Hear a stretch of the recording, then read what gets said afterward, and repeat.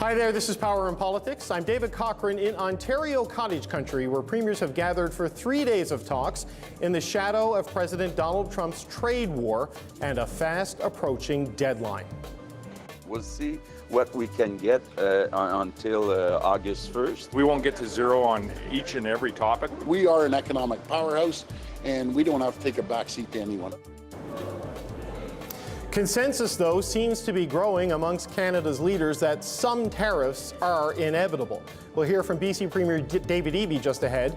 Also today, the premiers met with Indigenous leaders. Balancing the need for economic participation that benefits Métis governments and their citizens, and making sure that those benefits don't come at the expense of, duty to consult.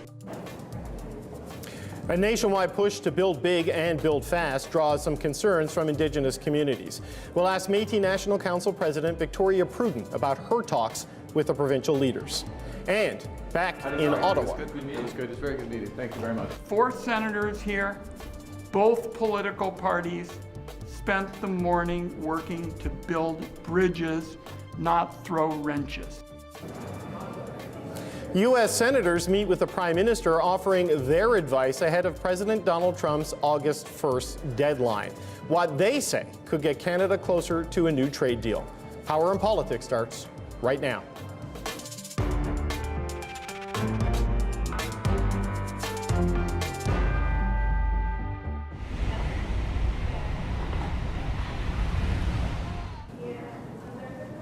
This was the scene this morning here in Huntsville, Ontario. Canada's premiers arrived for a 3-day meeting with a focus on internal trade and on Canada-U.S. trade talks.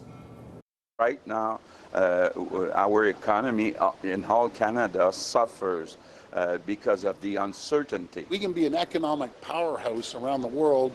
We have to unleash Canada. Let's all get to the table and let's find a way to renew the USMCA or renewed North American Trade Agreement. Prime Minister Mark Carney will join the formal meetings tomorrow. He will update the premiers on the state of play ahead of that August 1st deadline to get a deal with U.S. President Donald Trump. We're joined now by Premier David Eby, the Premier of British Columbia. Premier Eby, it's good to see you in person. Thanks for being here, sir. Thanks, David, for having me. I wonder if I can get your thoughts on what appears to be a growing consensus based on comments the Prime Minister made last week and some premiers this week, that it seems as if some sort of tariff are inevitable at the end of this process. Is that how you see it? Well, we've been living with American tariffs in BC for a while in our softwood sector, and we have seen how they can really stretch out and become entrenched. And these are tariffs that are increasing even this week on our producers. So it's reality already in British Columbia. I know other provinces are feeling it in different sectors. So I think it's important for us to dig in, stand strong for Canada, build our country, and acknowledge that we're going to go through some challenging times here. Premier Ford said today that we're working for a fair trade deal. What does a fair trade deal look like at this point, with sort of the changes, the erratic sort of way this has gone, and the possibility that tariffs could be a feature and not a bug? Well, to me, I think there's a huge opportunity for us to work together to build both of our economies. And that's what's so tragic about what the president's approach to date has been. If there's an opportunity for us to build together, I say great. We should absolutely do it. But Canada needs not to take a deep bow to the President of the United States. We're our own sovereign country. We can stand on our own. And we have what the world needs. And we've just got to get out of our own way. And that's some of the discussion that we're having here. Well, today is July 21st, and this was the day that the Prime Minister had said they would retaliate on steel and other things. If the 30-day deadline agreed to it, the G7 had passed without an agreement. That's obviously been pushed off into August. If this next deadline comes and goes, does Canada need to retaliate more than it's done at this point, do you think? Well, I think for us, a lot of the energy needs to go into looking to other markets. How do we get our products out to other markets? One of the things we're seeing is the president is losing some steam at home. The consequences of some of these tariffs are starting to hit home in the United States. They take a long time to start to show up in prices for Americans. The president's making some choices that Americans are really starting to question. We can let the Americans do what the Americans are going to do in terms of their own leadership. For us as Canadians, looking forward, where are we going to build? Where are our new partners? And how can we strengthen ourselves should be our focus. You mentioned the persistent tariffs that exist in your softwood lumber industry.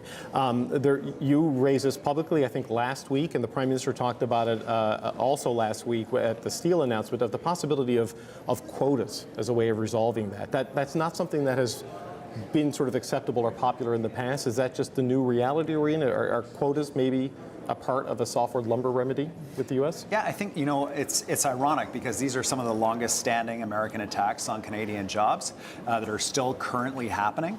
And softwood may actually be one of those opportunities for us to strike an early deal with the Americans. There's $7 billion in a bank account right now that's an escrow of all these duties that were collected. Those could go to grow the market for everybody. There's a willingness among Canadian producers to talk about things that were off the table before, things like quotas, something the Americans have been asking for. And if we can get some good momentum on some of these, then maybe an awareness will start to come across that maybe we're better off in a less antagonistic posture. But at the end of the day, you know, we can't depend on that. And even if we do strike a deal, how reliable will the Americans be as partners for the long term? We've got to change. A willingness to accept quotas, is that just an evolution, a change of thinking, or sort of a grudging acknowledgement of the new age that we're in? Well, I think there's some sort of real and practical concern from industry. They want to ensure that they're able to provide high-quality, low-cost building materials for Americans at the end of the day. But also, it's a recognition that in this reality that we're in with this president, we've got to put some things on the table to have conversations. But it can't be our only strategy. So on that, I just wonder your sense of, do the Americans sort of get it? I ask this because, you know, we've seen some comments from the U.S. ambassador to Canada sort of justifying the president's characterization of Canadians as mean and nasty in the negotiations, you know, expressing frustration over the retaliatory measures like hauling booze off shelves, you know, which you've done in BC. I mean, what's your sense of just the depth of the understanding the Americans have about sort of the offense that has been done to Canada here? You know, I really think that at the leadership levels, there's very little awareness. The ambassador specifically said that Canadians were mean and nasty for not buying American alcohol and for boycotting the U.S. in terms of travel. And at the same time, like, do they think that Canadians are not going to respond when the president says, I want to turn you into the 51st state and beggar you economically unless you bow to the U.S.? Like, obviously, Canadians are outraged. I say Canadians stick with it, like, hold the line. But at the end of the day, we need to get past that. When the Americans come up to visit in British Columbia, they're saying things like, I'm sorry. Like, we're friends, we're neighbors, we're partners. Canadians feel the same way about everyday Americans. And I think the president is really out on his own on this. One final topic just before we let you go, Premier. Obviously, there's meetings today with some of the national Indigenous groups and other groups invited by Premier Doug Ford. There is some optimistic language coming out of this, a conversation about a First Minister's meeting, you know, with the national Indigenous groups, the premiers and the Prime Minister, should it all come together. What is your sense of where things are? Because there is a trust deficit in the relationship with the Crown and a lot of the treaty holders, and at a time when everybody needs to kind of trust each other if the agendas are going to move ahead on the Build Canada approach. What's your sense of where the progress is at this point? Well, for us in British Columbia, we know that we can't move quickly without Indigenous partners at the table. It's just not possible to do. And so our focus is on how do we ensure that we're moving forward in the same direction, and it's equity partnerships, it's partnerships in terms of how the project's going to move forward, and it's working really well in our province. We're going to be the economic engine of the new Canada, in my opinion, because of the markets we face, the resources we have, the people we have, and it's going to be done in partnership with Indigenous people. And there was some of that hopefulness around the table for the whole country among the Indigenous leaders today that I felt, and I hope that can continue because I think that's the path forward. Do you think the concerns over C5 are warranted, though? Like, I don't know if it was the intention of the legislation. Certainly, there are assurances it was not, that it could undermine some rights, but the way it was done in terms of speed through Parliament without even in a committee appearance for some of the national Indigenous groups, do you think the concerns are warranted, or is it something that can be worked through? Well, you know, for me, it's important to remember, you know, that there's a long history here with Indigenous people. When people said go quickly, it meant over top of Indigenous people. I understand as best I can some of the anxiety around that. We had our own issue with the bill in British Columbia where we're moving quickly too, with Indigenous leadership saying, hey, we weren't at the table for co-drafting that. So we've got work to do to make sure that through demonstrating, like we've got a project up in the Northwest, $30 billion worth of mines, done in partnership with Tahltan, Cascade-Dene, Taku River Tlingit, leading mining companies. And this is what we're talking about when we talk about moving quickly. It's going together, and we're going to demonstrate that.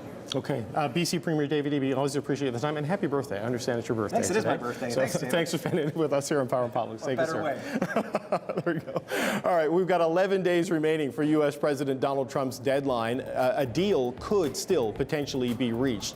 But what will be the difference between a good deal and a bad deal? Well, the Power Panel is here to talk about the possible outcomes. But first, though, former Canadian ambassador to the United States, David McNaughton, on where the talks stand and what concessions Canada may have to make.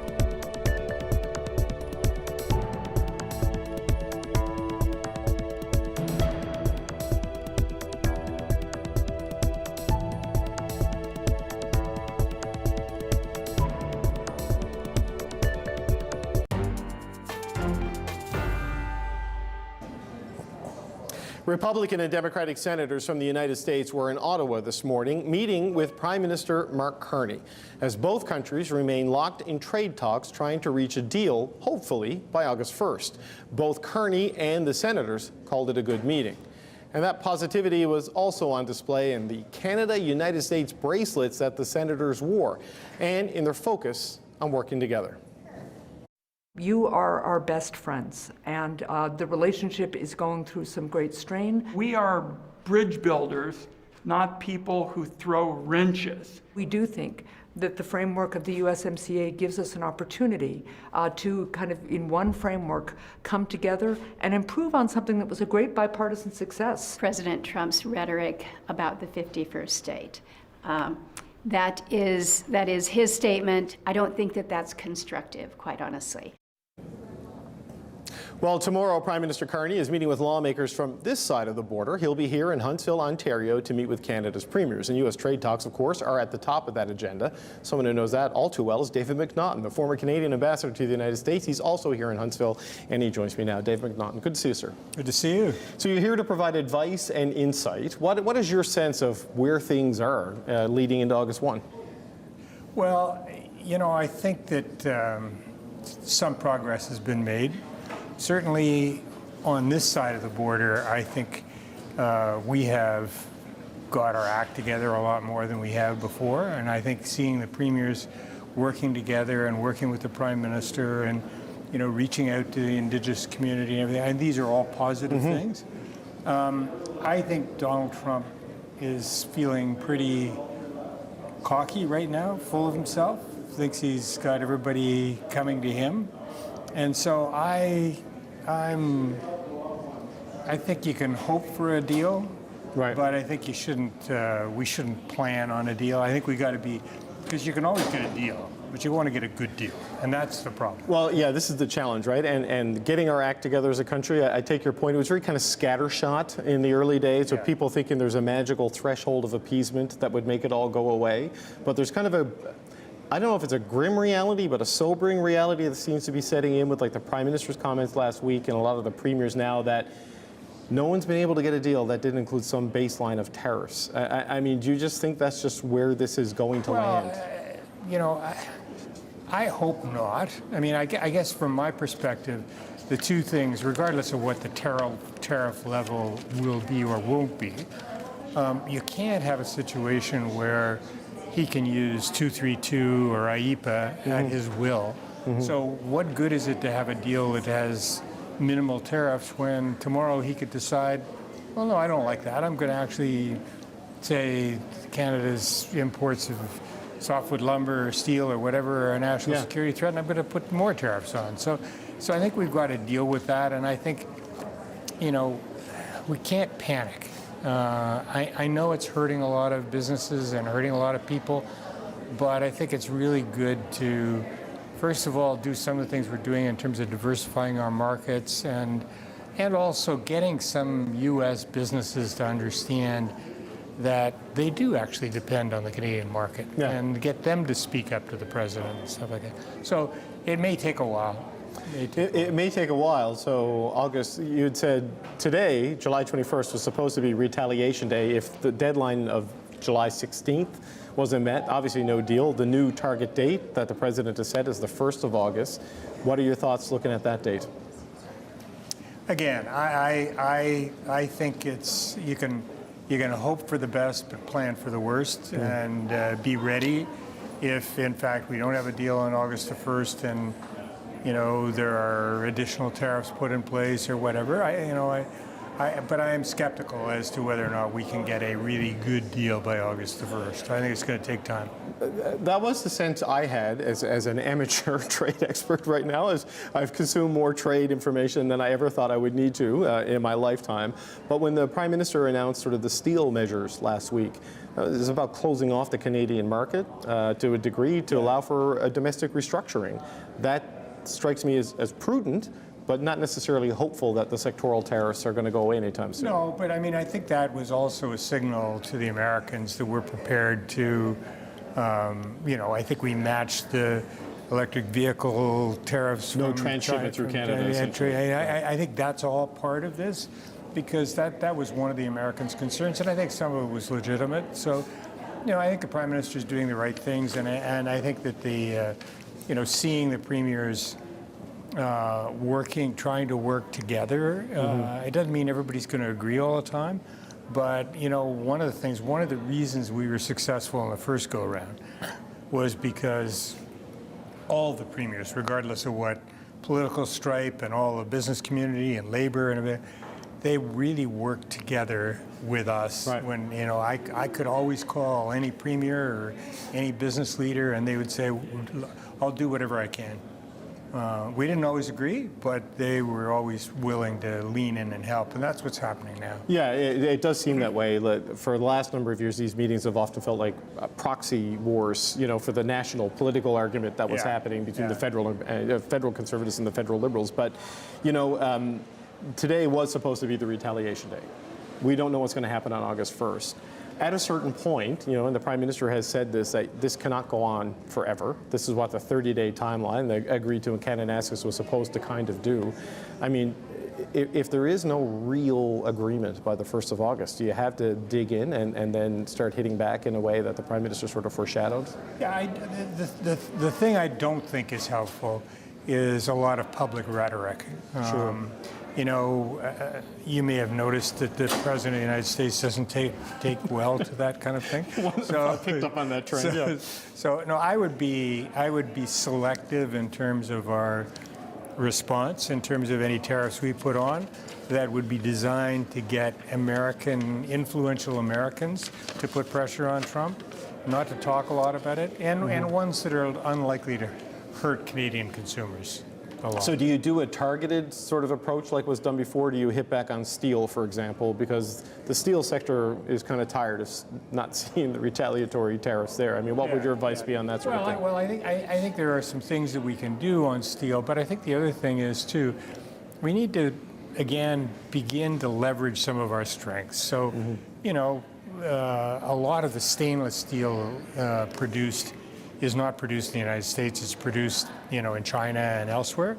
And yet we've got in the Ring of Fire chromite, which is used for, you know, making stainless steel. I mean, why don't we think about trying to work with the American steel producers to find a way to, so that we can together build a better steel industry North American-wide? What would you advise the premiers to be doing? Because, you know, in the early days of this, we saw a lot of the bad cop stuff coming out of provincial governments, right? Pulling the booze off the shelves and cutting people out of procurement. Pete Hoekstra, the ambassador, has referenced the booze issue as something that has really kind of offended him. I know you're saying don't provoke, but, you know, what should the premiers do? I wouldn't provoke publicly. I wouldn't go out and use a lot of rhetoric. But I think those things are useful. And I think part of that is also engaging Canadians. I mean, you know, they are Canadians from coast to coast. I've never seen this kind of, you know, nationalism and, you know, spirit. And if that means, you know, boycotting American booze, so be it. Right. We used to rally around the flag. Now we rally around the booze, right? Yeah, by American and European. I'm not drinking a lot of Tito's these days. So. me either. You know, I wonder though. You mentioned about like the coming together here and the focus on things internally. And one of the consequences, it seems, of what President Trump is trying to do to strengthen the American economy is force a look inward to deal with some of the persistent issues that have existed inside the Canadian one. The bigger economic agenda of C5 and building bigger and building faster and sort of the various competing interests they have to take into account there. Do you see the government, the country being able to move at the speed they want to and need to without doing it in a way that it makes a bigger problem? You know what I mean? They've got to settle things with Indigenous groups. It is really important that we get some things done quickly. You know, I think we were talking about a lot of national projects. If nothing's really started by the end of the year, we'll be into analysis paralysis. And, you know, fact of the matter is, government isn't great at focusing on outcomes. It's always good at focusing on process. Right. And one of the things I hope this does is gets us into a situation where we actually do start focusing on outcomes. And I think that's really important. I think Canadians are going to look and say, well, they're talking a lot, but what's happening? And so I think there are a number of things that could move fairly quickly. You know, you were talking with Premier Eby about Indigenous things. I was out at a conference, an LNG conference in Vancouver a couple of years ago. And there were people from all over the world.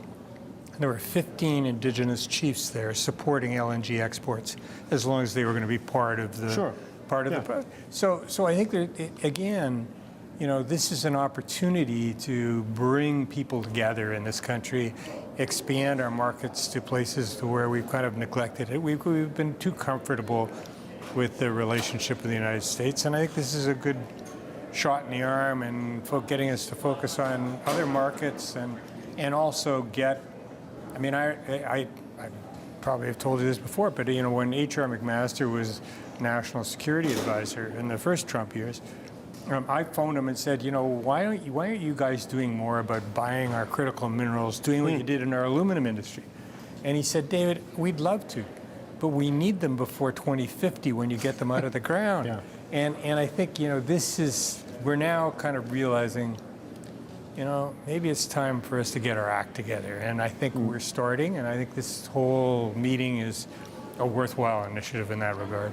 Okay, well, on that optimistic note, we'll leave it there. I always appreciate your time. Former Canadian Ambassador to the United States, David McNaughton. Thank you, sir.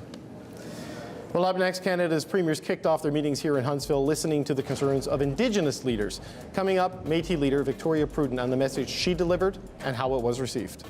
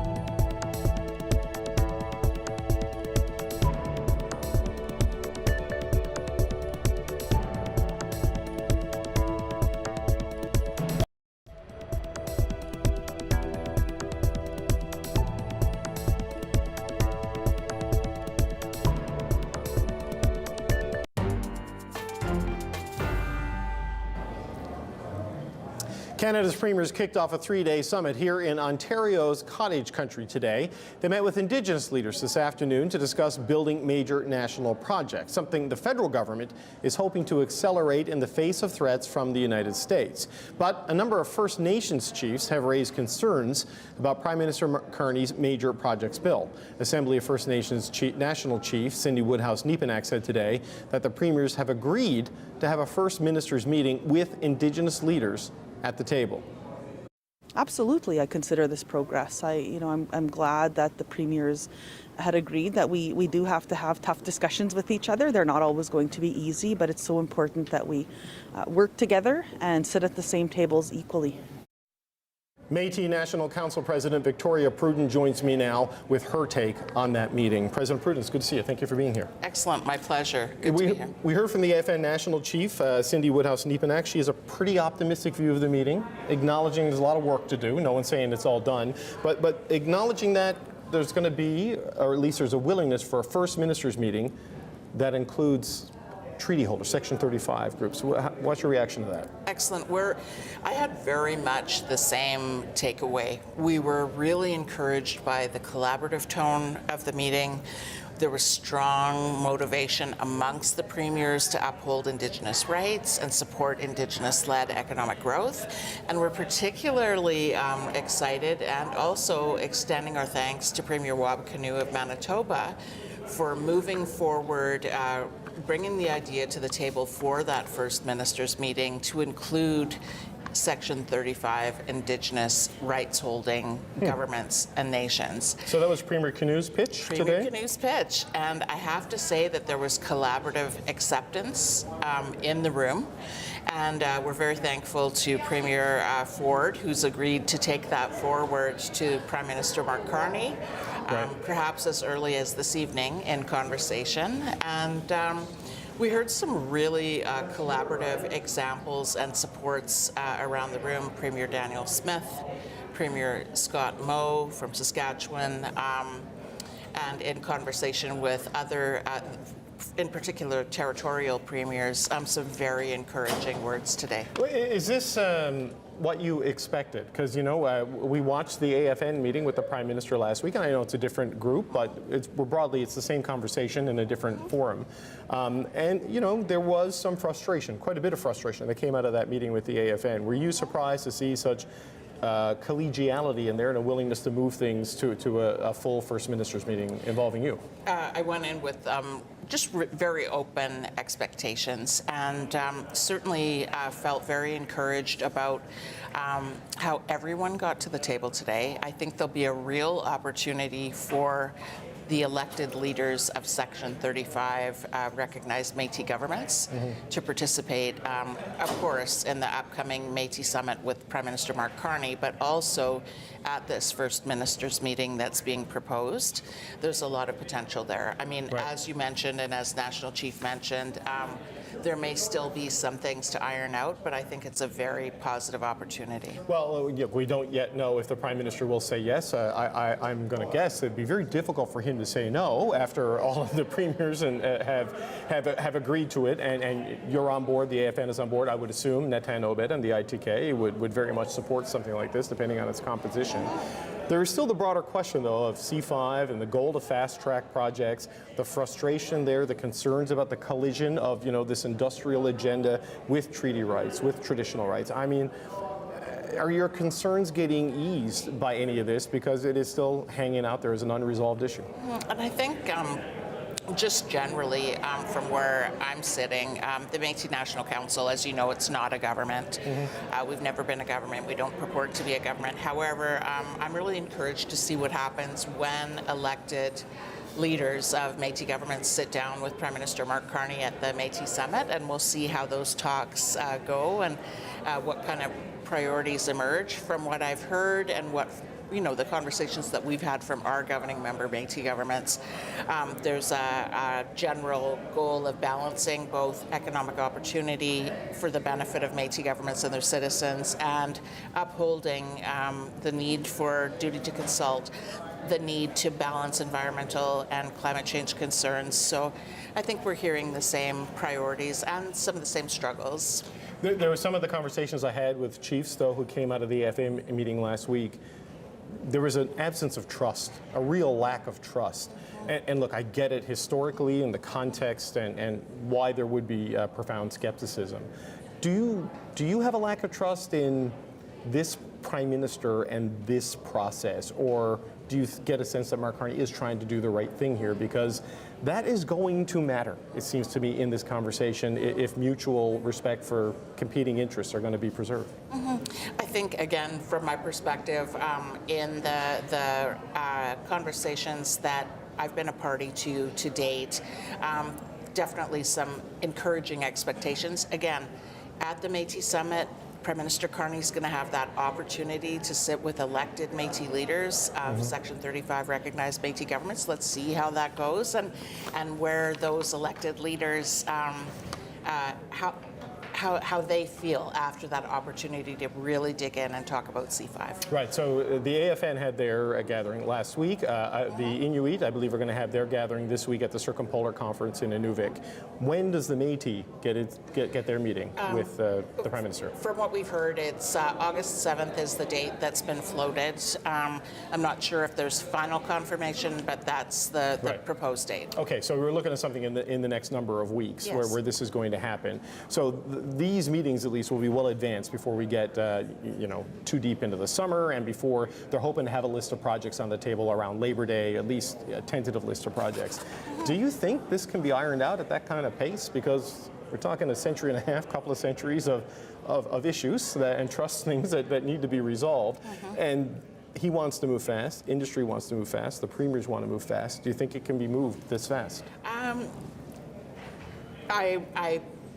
I'm not going to come right out and say that it can move forward as ambitiously as many folks want to, and with the speed with which I know the Prime Minister is very ambitious, comes from a private sector background, wants to get things moving, and sometimes in order to do things right, you can't move that fast. Right. I'm going to leave it there.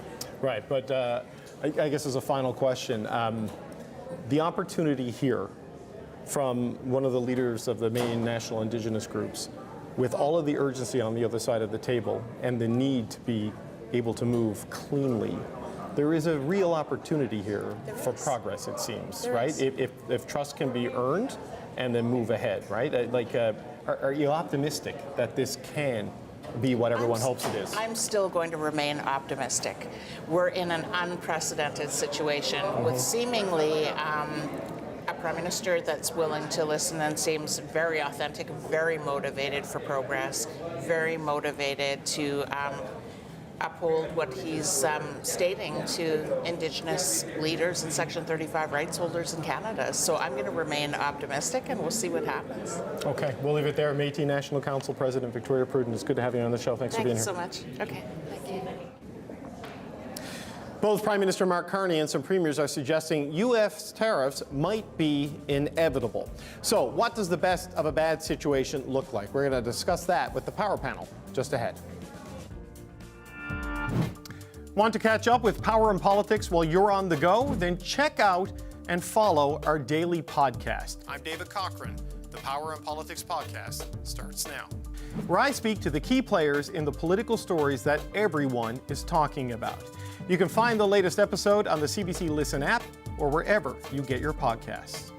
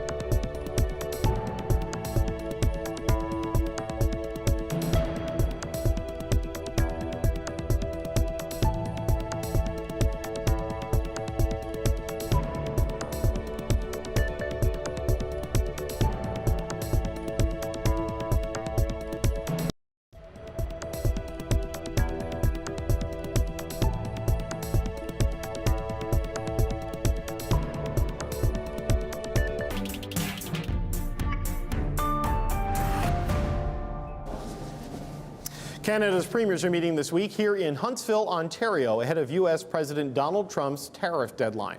Prime Minister Mark Carney will be here tomorrow to brief premiers on those trade talks. And while there is some optimism, there is also some recognition that tariffs may be inevitable. From what I've heard from the Prime Minister's comments, I think he's talking about some acceptability or acceptance that there's going to be sector-specific tariffs. That is the reality, that we won't get to zero on each and every topic. The goal is to get as close to zero on as many items that we possibly can. The ideal situation would be no tariffs, but like I said, if there are some, we need to have assurance that we'll keep this agreement for 3-5 years. Okay, we're going to start there today with the Power Panel. Jonathan Kalis was a Quebec advisor to former Prime Minister Justin Trudeau. Lisa Raitt is a former Conservative cabinet minister, and Brad Levine is a former national campaign director for the NDP. Good to see you, gang. Lisa, if this consensus is accurate, I mean, there are tariffs. I guess the consensus is that they could be more permanent and enduring than hoped. I guess that leaves the question of how big, how broad, and how bad, and what do you do about it? What's your thoughts on what the premiers are all saying here today? Well, I think the premiers are very sophisticated. I think that they also knew and understood that when Donald Trump kept saying that a tariff is easier, I want to have a tariff, I love tariffs, that in the backs of their minds and hearts, they knew that eventually we would get to this point today, which is there is going to be a tariff from the United States. And now it's about trying to make sure that sectors are treated fairly and that the damage to these sectors is going to be something that's mitigated by the provinces and by the federal government itself. So we are now down to brass tacks, looking at what the deal may possibly look like and trying to figure out the mitigation in the short term and hopefully some thinking about what the long-term plan is going to be.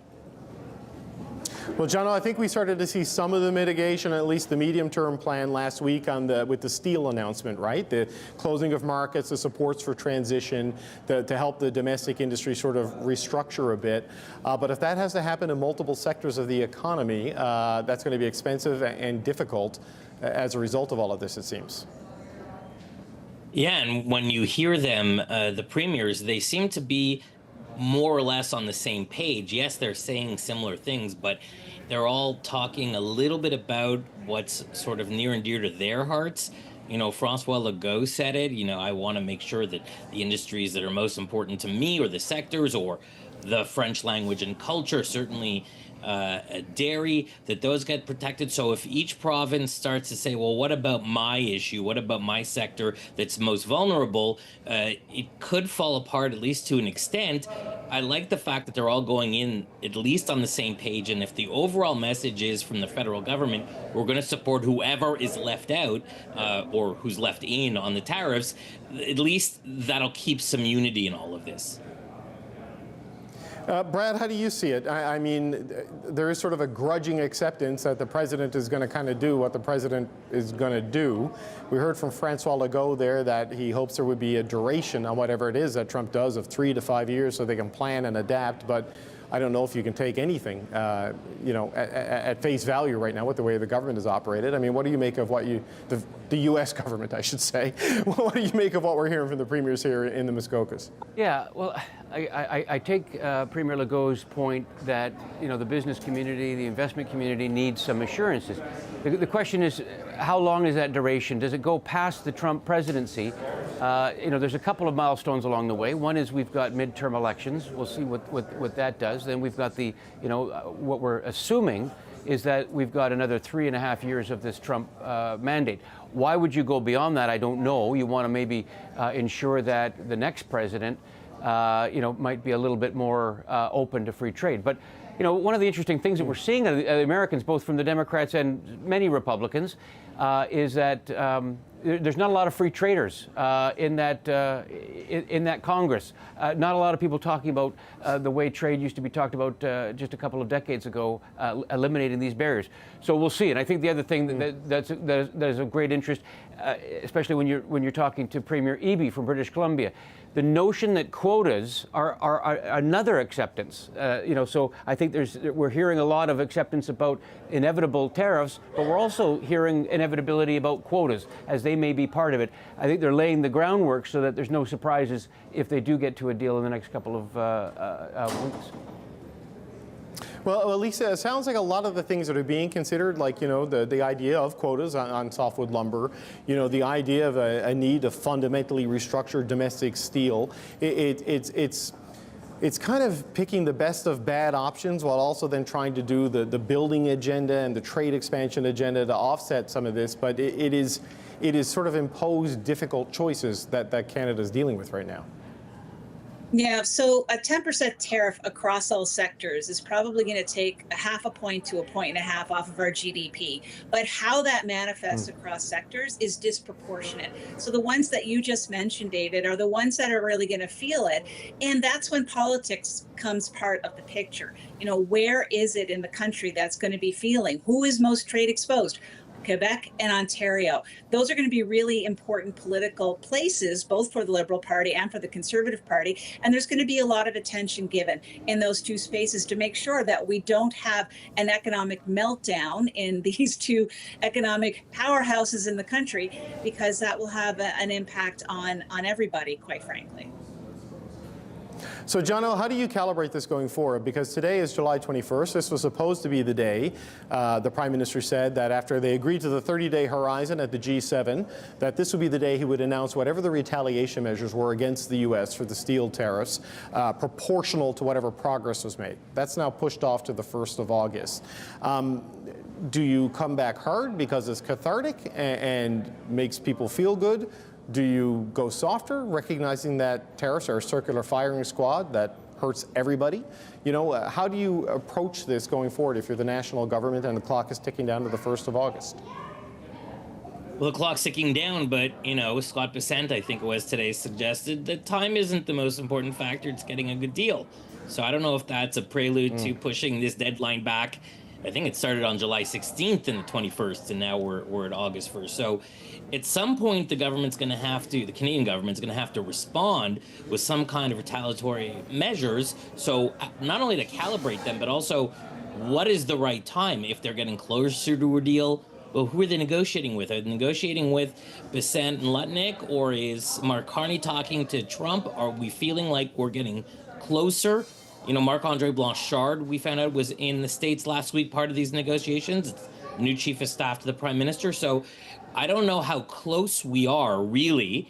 And let's also say that the idea originally was to have this as part of maybe a security and economic deal. Would this be a prelude to reopening negotiations on CUSMA? That doesn't seem to be anywhere close to reality. So what are we aiming for on August 1st? Even if we get something, is this just short term? So there's so many questions that we're all just sitting here waiting, and we're not the ones in control, unfortunately. Yeah, Brad, there are real consequences to action, there are real consequences to inaction, right? So with time moving, I get the sense that when the Prime Minister gets here tomorrow, it's not going to be a seismic update on things. It's kind of everybody's close, let's talk face to face. What do you think the calculus needs to be as you get closer to whatever comes on the 1st of August? Well, I think it sounds as though there's a lot of that work already being done. When you see and hear the premiers all kind of, by and large, accepting that there will be tariffs and accepting that there may be the odd quota in certain sectors, there's obviously a tremendous amount of communication already there, because I'm sure the Prime Minister doesn't want to surprise anybody tomorrow. But that unity, I think, is vitally important. Maintaining that sense of unity, so that the country is speaking with one voice, even though we've got a lot of different interests at play. So, if we take a look at the coming days, and there's a lot of different groups that are meeting. So the Prime Minister meeting with First Nations and Inuit and Métis groups. The premiers are meeting. They met today with First Nations. So I think a lot of tomorrow is not only going to be what's going on with the Americans. It's how is the Team Canada approach going, and how are we looking? Right. How are we? These big important national projects of national import. All of these things. Updates on how those things are going. Maintaining that unity, I think, is job number one for the Prime Minister and the Premiers tomorrow. Well, Brad, as usual, you've given me the perfect segue on this, because Lisa, I wanted to talk about that. The focus on getting a broader consensus on the national projects, easing some of the concerns raised by First Nations, Indigenous, Métis, and Inuit groups across the country. Today, some of the national leaders and other leaders met with the premiers, and Wab Kinew put on the table the idea of a First Ministers meeting with the Section 35 treaty holders, the AFN, the ITK, and the Métis National Council. This seems to be a legitimate effort to try to ease some of these concerns to get moving. What do you make of that notion and what we've seen since the Prime Minister met with the AFN on Thursday? Look, I think having Indigenous communities, Indigenous nations participation is essential to whatever we're going to be doing in building our economy, both in the medium, short, and in the long term. So any process that is put in place, I'm going to be supportive of, as long as it's something that is receptive to the First Nations and it's something that they want to participate in. And that seems to be what we're hearing. I watched the interview that you had with the leader of the Métis, and she seemed to be interested in something like that. And we'll see if others are going to be equally interested. But it's, as I said at the top, it's just simply essential to make sure that we are listening and we are ensuring that there's participation of everybody who is integral to the building of new infrastructure in the country, and that is First Nation communities in this country. But John, it's going to be critical, right? Like while we do focus day to day, almost like the latest thing from the White House and what the new tariff thing is going to do to the Canadian economy, the internal resilience building exercise, C5 has to work, and they need to get, to a level of consent and agreement with the First Nations groups. I mean, all these things are intertwined, and the situation we find ourselves in with Donald Trump is an opportunity to do things better, to do things more unified. The tone today was very different from last Thursday. So I take that, it's a couple of major leaders. It's not everybody. It's not all communities and all different groups, but the tone is important. And I think being more inclusive, having people around the table when they can disagree, but being at the table, it's an opportunity to be heard and to try to find better path forward. That may have been lacking in the past. Maybe that was what was missing from the preamble to getting this bill passed, but we are where we are. So hopefully they're in solution mode now, and that's the feeling I'm getting. Yeah, Brad, what are your thoughts on that? Because, there wasn't a lot of consultation before C5 and certainly no real committee testimony, at least at the Commons committee level, during its passage. But since then, it seems a real effort to try to build the relationships that maybe they needed to build in advance. Yeah, and I think a little bit more of the issues management, as we've discussed on the Monday panel in the past, as opposed to I think policy direction coming out. There was I think the government had its own internal timeline on C5, and it needed to indicate that it was moving very, very quickly. And I think that it seems like there's good repairing being done. Some of the reporting out of what the Prime Minister said when he was in Ottawa with the leaderships of the First Nation communities. I think that I think he's setting the tone where there's receptivity. You can hear it from the First Nation leaders themselves, that we seems to be righting the ship a little bit in terms of that. It's better to get this done now than to wait and to drag it out in terms of making all the various parties feel like they're part of the process now, despite the fact that the bill went through very, very quickly. Same at the provincial level too. Ontario had a bill, C5.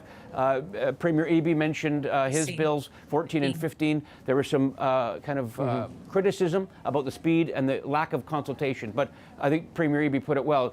Nothing's going to happen without the consent of First Nations throughout this country. So I think those parties just need to make sure that they feel part of the process now.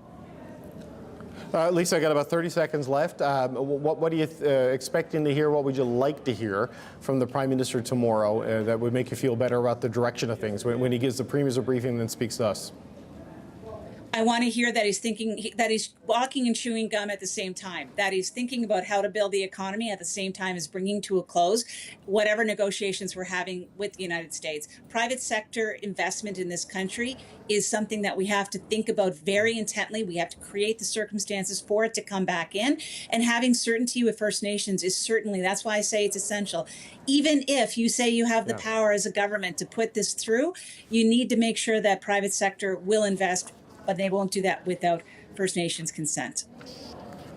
Okay, we got to leave it there. I want to thank you all for joining me and for the Power Panel, Jonathan Kalis, Lisa Raitt, and Brad Levine. And for all of you at home, be sure to tune in tomorrow for continued special coverage of the Premier's summer meeting. Prime Minister Mark Carney will join those meetings tomorrow. And of course, Power and Politics will be live from Huntsville. Live coverage starts at 5 p.m. Eastern here on CBC News Network and live streaming on the CBC News YouTube page. And you might see me pop up once or twice throughout the day. I'm David Cochrane. Thank you for watching Power and Politics. More coverage still ahead right here on CBC News Network. So stay right there.